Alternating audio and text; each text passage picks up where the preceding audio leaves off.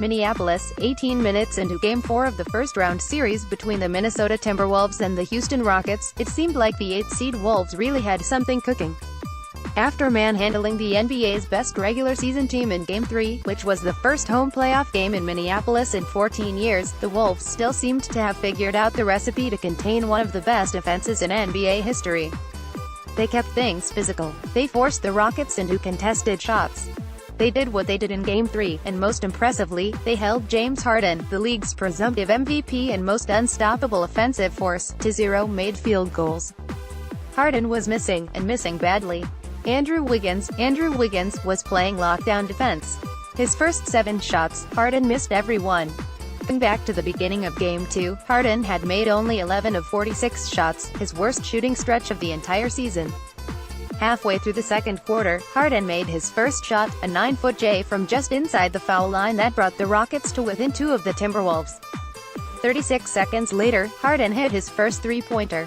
29 seconds after that, he hit his second triple. When the horn sounded for halftime, the Rockets were up 50-49. Harden now had 11 points on 4 of 14 shooting, far from an efficient, Harden-esque performance, but certainly better than when he got shut down in Game 2. Then came the third quarter. Maybe it was the halftime performance by the amazing Slatic, America's oldest daredevil acrobatic hand balancer, no joke. Maybe it was that, after a few games when the shots weren't falling for the Rockets, the shots finally began to fall. Or maybe it was that Harden and the Rockets decided to stop fooling around with this lesser team. Whatever it was, the Rockets turned on the afterburners. After scoring 50 points in the first half, the Rockets scored 50 points in the third quarter. Those 50 points were one shy of an NBA postseason record for most points in a quarter, March 31, 1962, when the Los Angeles Lakers dropped 51 on the Detroit Pistons, in case you were wondering. 3 minutes into the third quarter, Harden had 7 more points, Chris Paul had 6 more points, and the Timberwolves only had 2 more points. Wolves called a timeout, now down 12. That didn't help. 2 minutes and 48 seconds, and 10 Harden points later, the Rockets were up 23. By the end of the quarter, a 1-point Rockets lead had stretched over 12 minutes to a 31-point Rockets lead. Harden scored 22 points in those 12 minutes, but the Rockets' 50 points, 37 came from Harden and Paul. As a team, the Rockets shot 61% in that third quarter, and made 9 threes, en route to a Game 4 victory that wasn't nearly as close as the 119-100 final score indicated. The Rockets exploded. Let us refer to the simple wisdom of Harden to break down exactly what happened in that historic third quarter. We scored 50 points, Harden shrugged. Defensively we were active, and offensively we got it going. It's pretty simple. What felt like a real, competitive first-round playoff series between a 1 seed and an 8th seed at halftime, felt like a soon-to-be gentleman's sweep by the end of the third quarter. And we should not be, in the least bit, surprised.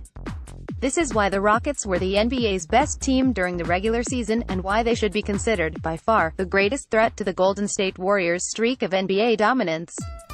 There's not a team in the league that can score points in bunches like these Rockets. No, not even the Warriors, and not even when the Warriors have a healthy Steph Curry. Yes, I understand that Harden and Paul have played less than 1 full season together, and that each have playoff histories that leave plenty to be desired, but there's a chance, a non-zero chance, that 30 years from now we might be talking about the Harden-Paul duo as the best NBA backcourt of all time. And the pieces around them are perfect.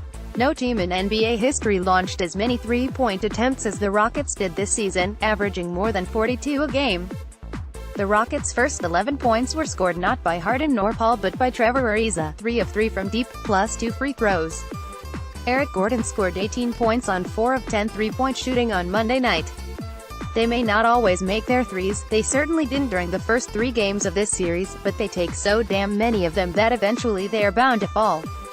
And fall they did in the third quarter on Monday night, which was the 12 minutes of basketball that, for all intents and purposes, ended this series. They just made some tough shots. Timberwolves center Karl-Anthony Towns said, "There's a reason they are the team they are. We had to keep the edge we had in the first half for 48 minutes. We didn't do that tonight. Perhaps it's silly to count the Timberwolves out when there is still basketball to be played. I don't think so. The Rockets looked unstoppable in the third quarter, and they're taking that mentality back home, and they're going to win, and then they'll be primed to face either the Utah Jazz or the Oklahoma City Thunder. I hope it's the Jazz, a matchup of the best defense in the NBA against the best defense in the NBA, when healthy, which the Jazz ought to make one hell of a series. For a while, for 3.5 games, to be exact, this series seemed up in the air. And then, poof, it was over. We saw the best the Rockets have to offer in that third quarter, aggressive defense that begat fast-paced defense. And finally, the shots started to fall for them. And if we are going to see some version of that consistently over the next 8 weeks, then we'll soon be crowning the Rockets as the 2017-18 NBA champions.